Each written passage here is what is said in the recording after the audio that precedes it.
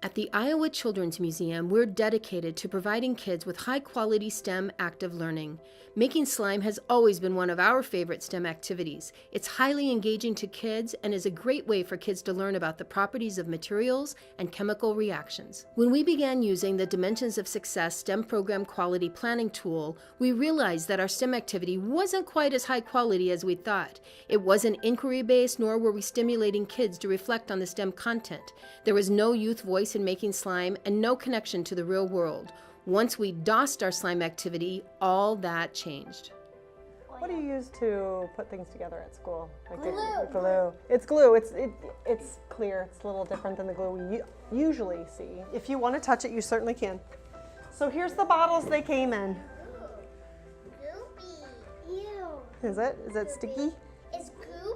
We got a big tub of glue, so this is what that came in, and then this is what the liquid starch came in. When we put the starch on it, it turns hard, the fabric hard.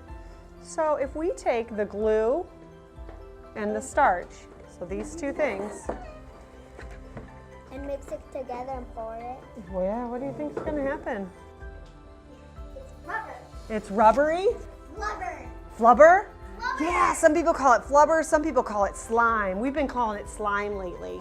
Will you play with them? You're playing with them right now, and then we're gonna make some too. We're gonna come up with our own recipe. This one was made. My daughter made this one probably like 3 or 4 months ago. But what I want you to do is feel a couple of the different kinds and think about how they feel different or how they feel the same, and think about the ingredients that you want to put in your slime. Our challenge is going to be, can we make it bounce? Can we make our own recipe bounce? And can we make our own recipe stretch? Maybe we can get our rulers back out and see how far they stretch before they break. What do you think? Okay, so take just a few more minutes to play with them and think about how they feel and what maybe the amount of ingredients you're going to use. And then we'll make our own, okay? I'm making balls to bounce. We're gonna do this 3 times, so you're gonna have 3 chances to perfect your recipe. On bag number 1, you are going to write how many pores of each ingredient you are going to put inside of your bag, okay? We're gonna write the recipe that we're gonna use on the bag. You're gonna think about how many pores and you're gonna write that recipe on your bag. So you might write 3 pores of starch, 1 pore of glue, 2 pores of glue, 3 pores of starch. I don't know what the correct recipe is for sure. So we're gonna be scientists and we're gonna investigate, think about how we're gonna put this together. I'm gonna seal this and you are gonna like squish, squish, squish. Yeah, keep smushing. There's this, sometimes bakers knead their bread dough. Have you ever heard of that? They knead it, they squish, squish, squish it. That's what you're gonna do. Just like a baker, squish, squish, knead it. And then we'll pour them out on our trays and see kind of what they look like and how the 2 substances mixed or didn't mix together, what happened, okay? Let's pull yours out to see what's in there. But if you have a lot of liquid, what do you think you might add to thicken it up? If you want it thicker, do you want it thicker?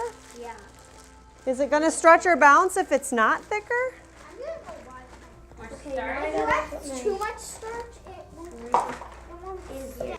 Okay, so now that we have our recipes and we're kind of figuring out what works as far as what bounces and what stretches like we want it to, and maybe what doesn't.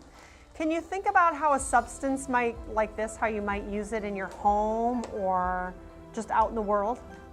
I could just play with it with my mom and dad. That's fun, yeah, that's important for sure. Like Play-Doh? If it bounces and you can make it solid enough, what do you guys think you could do with it? Turn it into a bouncy ball. Oh, a bouncy ball. There's something else you can do. Like turn it into a brick. A brick? What would you do with a brick? We can make a ton of them Make a ton of them? to build a big house. You made these into bricks and you built something with them. Go put them in your cubby? The walls would be squishy and bouncy. Everything would be squishy and bouncy. Can you guys think of a natural disaster that these houses, these bouncy houses, would do really well in? Is there some kind of natural disaster? What do you think, Claire? A tornado. Do you think they do okay against a tornado?